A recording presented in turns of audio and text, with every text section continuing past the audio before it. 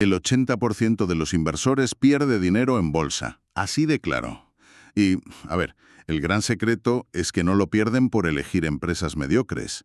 Ujú. Lo pierden por intentar conducir un deportivo por una autopista a 120 kilómetros por hora, mirando única y exclusivamente por el espejo retrovisor. Madre mía, es que es una imagen que define a la perfección el comportamiento destructivo en el mercado financiero. Totalmente. Es que es tal cual. Tomar decisiones de inversión basándose, no sé, en el titular de hoy. Por ejemplo, leyendo en la prensa que el Producto Interior Bruto ha crecido a niveles récord.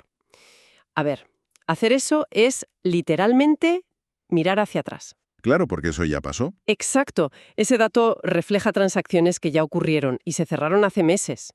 O sea, para cuando la noticia de un PIB espectacular llega a la calle, el mercado de valores ya está otra cosa. Ya está valorando el siguiente escenario, claro. Eso es. Es una maquinaria diseñada para anticipar el futuro. Estar mirando el paisaje que ya quedó atrás te garantiza un choque frontal contra el muro que espera unos kilómetros más adelante. Wow. Y esa desconexión, o sea, entre el titular del periódico y la realidad de los precios, es fascinante. Y es el centro de nuestro programa de hoy. Bienvenidos a un nuevo análisis a fondo. Encantada de estar aquí. Hoy, dentro de nuestro espacio de Aprendiendo a Largo Plazo, tenemos una misión fundamental sobre la mesa, que es desmitificar por completo la macroeconomía. ¿Qué falta hace, desde luego? Ya te digo, el objetivo es que cualquier persona, incluso sin la más mínima experiencia previa en bolsa o en, yo qué sé, balances complejos, pueda entender la arquitectura económica global y ponerla a trabajar a su favor. Ahí está la clave. Vale, vamos a desgranar esto. Hoy vamos a desplegar un mapa del ciclo económico dividido en 3 zonas críticas: los indicadores adelantados, los coincidentes y los retrasados. Ujú. La meta es saber qué significan, dónde encontrar estos datos de forma gratuita en Internet y, bueno, cómo interpretarlos correctamente antes de arriesgar ni un solo euro. Y a ver, para leer ese mapa con precisión, hay que interiorizar un primer principio innegociable. La economía nunca es una línea recta ascendente. Ojalá, ¿no? Ya, ojalá, pero se mueve a través de ciclos orgánicos inevitables que están compuestos por 4 fases súper bien diferenciadas. Ajá. Primero ocurre una fase de expansión, donde el crédito fluye fácilmente y el consumo crece.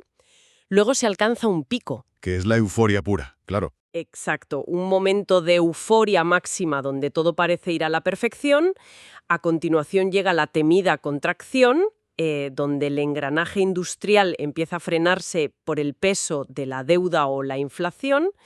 Y finalmente se toca el valle o la recesión. Que suena fatal, pero en realidad purga los excesos, ¿no? Totalmente. Purga los excesos acumulados y prepara el terreno de forma natural para una nueva recuperación. Fíjate que en muchos manuales básicos se suele comparar este ciclo con el paso de las estaciones del año: primavera, verano, otoño e invierno. Ujú. Y bajo esa metáfora, pues el clásico error del inversor novato es salir a comprar acciones en máximos históricos, que sería el equivalente a comprarse un bañador carísimo en la tienda, simplemente porque hoy hace muchísimo calor.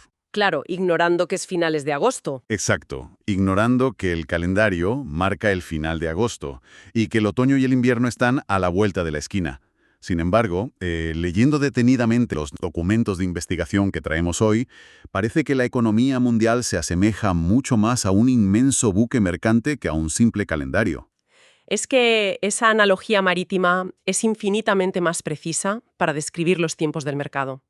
El mayor reto no es saber que la economía es cíclica. Ya, es entender lo lenta que es. Eso es. Entender la lentitud con la que reacciona ese gigantesco buque mercante. En un barco de carga de ese tamaño, cuando el capitán gira el timón, la embarcación tarda kilómetros en cambiar físicamente de rumbo. Claro, no gira como un coche. Para nada. Si un inversor espera a que el GPS del barco, que representaría los datos del PIB oficial, confirme que la nave ha girado y estamos en recesión, llega tardísimo. Llega cuando ya se ha hundido medio barco. Exacto. En la bolsa de valores, las acciones empiezan a caer en el preciso momento en que el capitán empieza a mover sus manos sobre el timón, no meses después. Mirar la estela de espuma que el barco va dejando atrás es mirar el pasado, y francamente eso es lo que evapora los ahorros. Madre mía.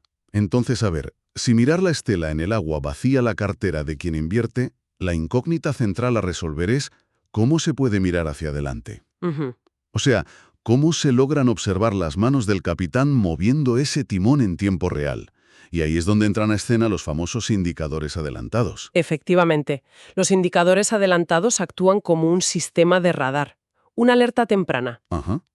Son variables del mundo real que cambian de tendencia, ojo a esto, entre 6 y 12 meses antes de que la economía general refleje cualquier alteración en la calle. Medio año o un año antes. Wow. Sí. Básicamente, su función es medir las intenciones futuras de gasto de las empresas, en lugar de sumar las transacciones que ya se cobraron en el pasado. Pues vamos a aterrizar esta teoría a la realidad de la bolsa con el primero de los grandes adelantados que marcan los informes, el PMI, o Índice de Gestores de Compras. Súper importante. Lo interesante del PMI es la lógica humana y puramente industrial que tiene detrás de los números, ¿verdad? Es que tiene una lógica impecable, porque ataca directamente a la raíz de la cadena productiva. O sea, el PMI no mide cuántos ordenadores vendió una tienda ayer. Claro. Es una encuesta mensual exhaustiva dirigida exclusivamente a los directores de compras de las grandes fábricas industriales.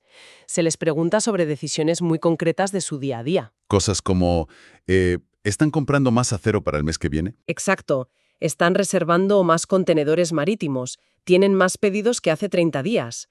Si un director de fábrica empieza a acumular cobre masivamente hoy, no lo hace por capricho. Lo hace porque va a fabricar más. Claro, lo hace porque tiene la certeza de que va a vender más motores eléctricos dentro de un semestre. Tiene todo el sentido.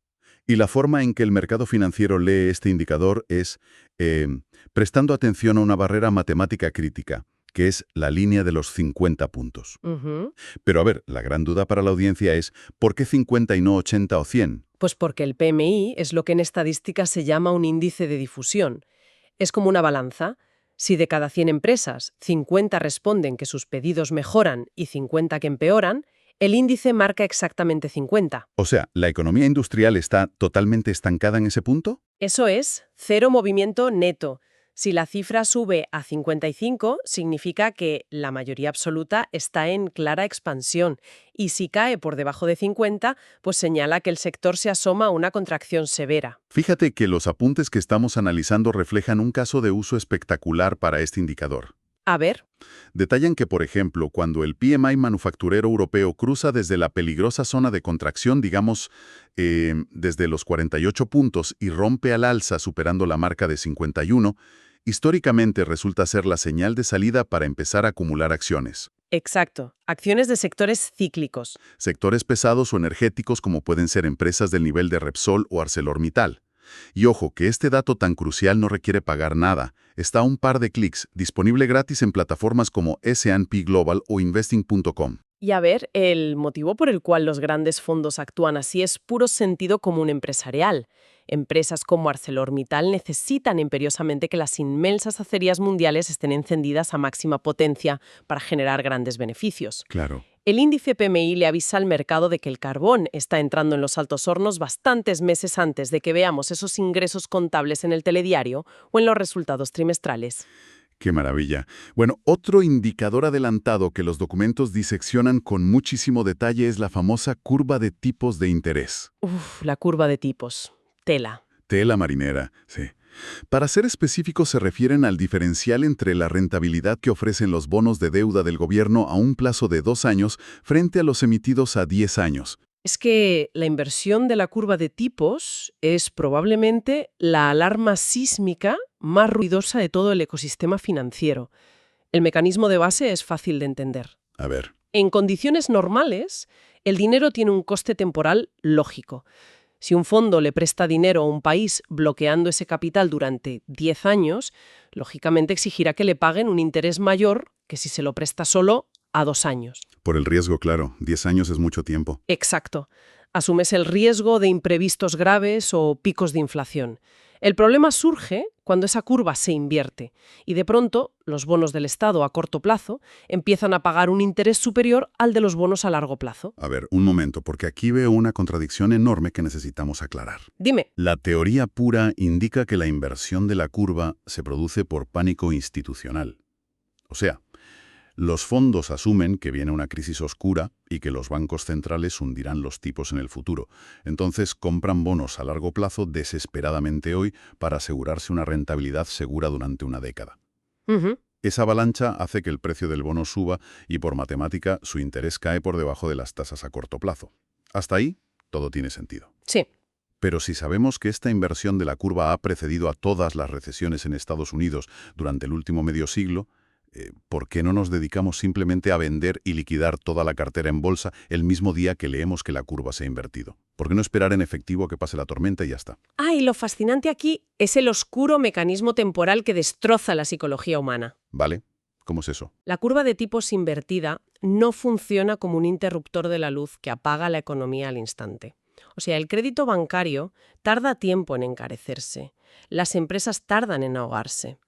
Este indicador es certero, sí, pero advierte con un desfase brutal de entre 6 y 18 meses. Madre mía, ¿18 meses? Y soportar 18 meses en el mercado financiero sintiendo miedo es un verdadero castigo psicológico. Claro. Quedarse en efectivo fuera del mercado un año y medio te puede destrozar el crecimiento compuesto de tu cartera. Completamente. De hecho, la historia muestra que justo después de que la curva emite la señal, la bolsa puede vivir una explosión final al alza. La famosa euforia. Eso es, subiendo un 10 o un 15% adicional en la fase final de euforia. A alguien sin experiencia se asusta, ve la curva, vende todo y luego tiene que observar, lleno de frustración, cómo el mercado sigue subiendo medio año más. Y entonces, claro, vuelve a comprar en el peor momento. Exacto. Incapaz de aguantar, compra en el pico absoluto y ahí es cuando la gravedad hace su trabajo y comienza el colapso masivo. Es un patrón que se repitió calcado entre 2006 y finales de 2008. Por eso, usar este adelantado requiere muchísimo temple. Ese temple es vital. Y para ayudar a contextualizar ese tiempo de espera de la curva, los apuntes añaden otros adelantados más tangibles en el día a día. Por ejemplo, los permisos de construcción de nuevas viviendas. Muy buen indicador. Porque, una licencia solicitada hoy en un ayuntamiento se traduce en toneladas de cemento comprado y obreros contratados durante los próximos 3 años. Claro. O el índice de pedidos de bienes duraderos, como la maquinaria pesada. Ninguna empresa encarga una flota de tractores mineros de 3 millones de euros si no espera demanda de minerales la próxima década. Exactamente. Todos esos factores componen la visión a través del parabrisas delantero. Indican la fuerza del viento económico. Pero ojo, para que esos faros sirvan, el conductor necesita conocer sus coordenadas actuales. Saber dónde está parado hoy. Eso es. Saber hacia dónde gira el barco sirve de poco si ignoras en qué aguas estás navegando ahora mismo. Lo que nos traslada directamente a la segunda categoría de nuestro mapa. El GPS de la situación actual y la estela que deja el barco. Aquí agrupamos los indicadores coincidentes y los retrasados. Los coincidentes intentan hacer una radiografía del presente. Usan métricas como la producción industrial o las ventas minoristas en tiendas. También incluyen al famosísimo PIB, aunque los documentos subrayan un defecto garrafal para usarlo al invertir. Sí, el tema del tiempo. Claro, el PIB europeo o norteamericano se publica con un retraso contable de 30 o 45 días. Pero espera, porque al llegar a los coincidentes hay algo que choca de frente con el sentido común. Me refiero a los datos de empleo y desempleo. Ah, la gran paradoja del empleo. Sí, porque, si la tasa de paro oficial está por las nubes, la gente en la calle no cobra y no compra nada. Si las familias no consumen, las empresas no ganan dinero. ¿Cómo es posible que las bolsas empiecen a subir con fuerza justo cuando el nivel de desempleo en el país está en sus peores registros históricos? Pues esa aparente incoherencia es lo que liquida tantas cuentas de inversión minoristas. Pero, ¿por qué pasa? La respuesta reside en entender cómo contratan las empresas. El empleo funciona igual que el indicador de temperatura del motor de un coche. Te avisa de cuánto calor hace en este instante, pero es inútil para saber si te quedas sin gasolina en 10 kilómetros. Vale. Contratar o despedir es el proceso más doloroso y costoso para una empresa. Así que, por supervivencia, las compañías no despiden masivamente al primer trimestre malo. Aguantan el tipo hasta que los pedidos llevan desplomándose meses. Ah, o sea que el despido es la última medida. Exacto. Por lo tanto, cuando el telediario anuncia dramas de despidos masivos y un desempleo histórico, la recesión económica lleva ya un año entero operando y destruyendo márgenes en la sombra. Comprendo perfectamente el mecanismo. O sea, el mercado bursátil empieza a subir en pleno apogeo del desempleo porque los fondos ya no están mirando el balance desastroso de hoy, sino proyectando la recuperación del año que viene. Tal cual, asumen que la purga ya se ha ejecutado. Las acciones sufrieron su castigo un año antes, cuando la curva de tipos avisó. Cuando el paro oficial se dispara, el dinero inteligente ya está comprando acciones de las empresas que dominarán el próximo ciclo. Entendido el desfase. Y justo después de los coincidentes, encontramos la estela turbulenta en el mar, que son los indicadores estrictamente retrasados. Ujú. Su única función real es certificar burocráticamente que una etapa económica ya terminó y pertenece a la historia. Los ejemplos más destructivos son la inflación, que es súper pegajosa y tarda horrores en ceder, y las tasas de morosidad bancaria. Uf, la morosbad. Ese es el indicador retrasado por excelencia. Claro, y clave para analizar bancos como el Santander, BBVA o CaixaBank. Exactamente. A ver, las familias y los pequeños comercios no dejan de pagar las hipotecas el mismo día que empieza una recesión. Los afectados intentan sobrevivir a toda costa, vacían sus ahorros, piden préstamos personales, retrasan pagos. Hacen malabares, claro. Sí, sí. El impago oficial al banco ocurre como el ultimísimo eslabón de la agonía financiera, meses después de que los ingresos hayan colapsado. Cuando la tasa de morosidad sube bruscamente en los balances de esos grandes bancos, ya no es una alarma de tormenta, es la constatación de una crisis que ya ha devastado la economía. Totalmente.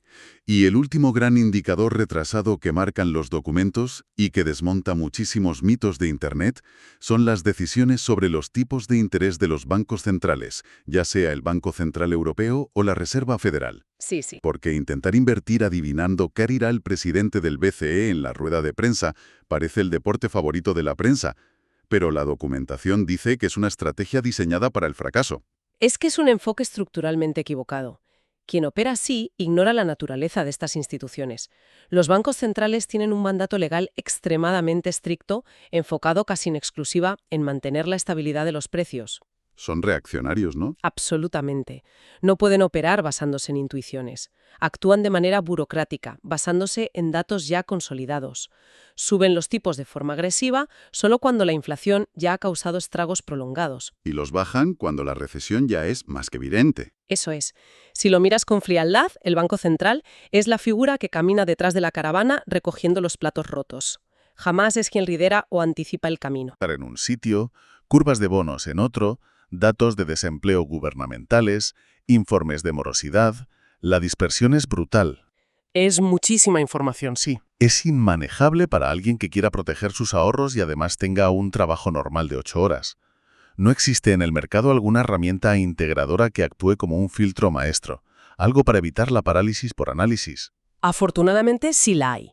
Y de hecho representa uno de los logros más prácticos de la economía moderna para el público general. Es el momento perfecto para introducir el índice CLI. El indicador adelantado compuesto, ¿verdad? Exacto, que lo elabora y publica gratuitamente la OCDE, la Organización para la Cooperación y el Desarrollo Económicos. Y aquí es donde se pone realmente interesante, porque los estudios definen este índice CLI como el gran ecualizador para el inversor minorista.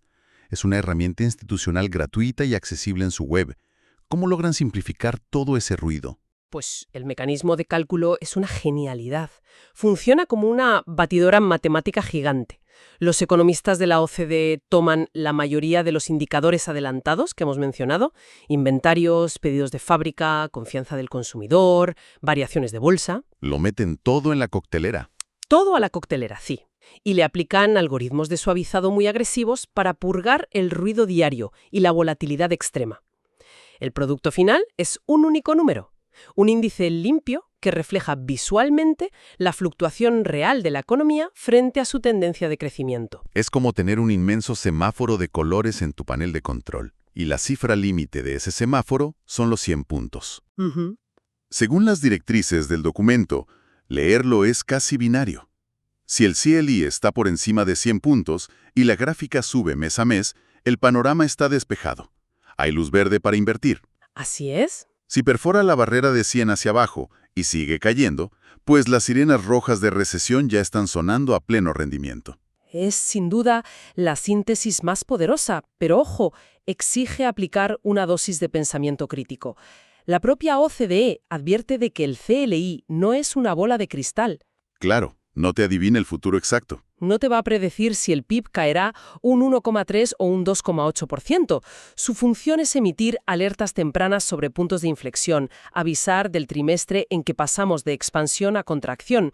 Es la mejor brújula direccional disponible, pero nunca un sustituto de analizar a fondo la empresa que vas a comprar. Entonces, ¿qué significa todo esto a la hora de saltar al mercado real? ¿Cómo empaquetamos esto en una rutina de inversión de sábado por la mañana? Pues con un proceso. Los apuntes lo condensan en 4 pasos, ¿no? Exacto.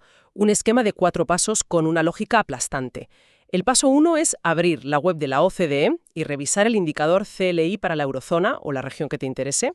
Eso te da el telón de fondo macro para los próximos 6 a 9 meses. Viento a favor o en contra. Genial. Y el paso 2 sería un chequeo cruzado. Eso es, buscar el dato concreto del PMI manufacturero de esa misma región para confirmar si el latido industrial respalda o desmiente lo que dice el CLI. Un doble chequeo indispensable para evitar falsas alarmas, totalmente. Así minimizas errores. Luego, el paso 3 exige echar un rápido vistazo a la curva de tipos de interés para ver si el coste de financiación de las empresas se va a encarecer drásticamente y ahogar sus márgenes. Ajá. Y solo después de que estos 3 pasos macroeconómicos sean favorables, pasas al paso 4, abandonar el mapa global y bajar a la trinchera para analizar las ventajas competitivas y el precio de una empresa concreta. Y fíjate que la aplicación rigurosa de este filtro es el escudo que te salva de las famosas trampas de valor. Totalmente. Por aterrizarlo con nombres propios. Imagina que en una fase de caídas analizas una empresa robusta, no sé, Iberdrola o Repsol, y ves que sus acciones cotizan con un descuento histórico increíble. Aparentemente irresistible, claro. Exacto. Pero si al aplicar los pasos descubres que el CLI lleva meses cayendo por debajo de 98 y el PMI muestra contracción industrial, tienes que abortar. Es un pozo sin fondo. Cotiza barata porque el dinero institucional sabe que los beneficios de esa compañía van a colapsar por el entorno macro. La ventana segura de compra se abre solo cuando el CLI frena su caída y empieza a girar hacia arriba. Detectar esa transición es el verdadero núcleo de la inversión institucional. Entender que el precio hoy depende de las condiciones de liquidez de mañana. Y esto nos lleva a una reflexión final que contradice nuestras emociones de supervivencia básicas. A ver, cuéntame. Si hoy ha quedado claro que la bolsa descuenta el futuro guiándose por los indicadores adelantados, pero resulta que los telediarios y los periódicos construyen sus alarmas basándose en indicadores retrasados, como el desempleo récord o las quiebras. El desajuste narrativo es monumental. O sea, los grandes fondos compran acciones agresivamente, por lo que los modelos dictan para el próximo semestre, mientras que el periódico de hoy imprime en portada la tragedia de lo que pasó hace 6 meses. Exacto. Lo que nos fuerza a una conclusión irrefutable, que es la regla de oro definitiva. El momento estadística y matemáticamente más rentable a largo plazo para comprar bolsa coincidirá casi de forma poética con el momento en que las noticias siembren el mayor nivel de pánico y terror en la sociedad. Wow. Mientras en los bares se habla de destrucción laboral, los sondeos del PMI y la brújula del CLI probablemente ya estén iluminando en verde el arranque de la próxima expansión. Madre mía. Obligarse a inyectar capital justo cuando la histeria mediática te grita que huyas, confiando firmemente en el parabrisas y no en el espejo retrovisor del telediario, es el cierre metodológico perfecto para hoy. Una lección vital. Queremos dar las gracias a quienes nos han acompañado en esta exploración detallada, inaugurando este nuevo espacio analítico, aprendiendo a largo plazo. La meta de hoy era demostrar que detrás de esa aburrida jerga macroeconómica, las grandes reglas del juego son lógicas y accionables desde casa. Es que comprender estas mareas subyacentes es el paso ineludible para democratizar las oportunidades y proteger el dinero de la gente. Por ese mismo motivo, si este recorrido por los engranajes de la macroeconomía os ha aportado herramientas reales de valor para vuestras carteras, invitamos a quienes nos escuchan a darle al like y suscribirse al canal. Es la mejor forma de apoyar la creación de este contenido para que la información trabaje siempre a favor de la audiencia. Muchas gracias a todos por estar ahí. Aislarse del ruido, leer los datos puros y pensar en el mañana es la única defensa válida. El espejo retrovisor es para lo que ya no importa. La rentabilidad duradera siempre nos espera en la carretera de enfrente. Gracias por acompañarnos y hasta el próximo análisis a fondo.